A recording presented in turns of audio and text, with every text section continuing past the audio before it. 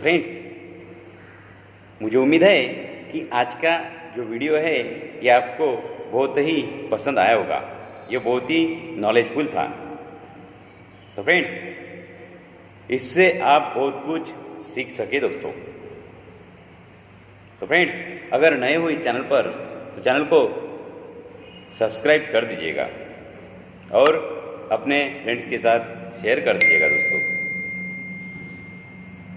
Friends, मिलते हैं अगले नेक्स्ट वीडियो में। जय हिंद, वंदे मातरम।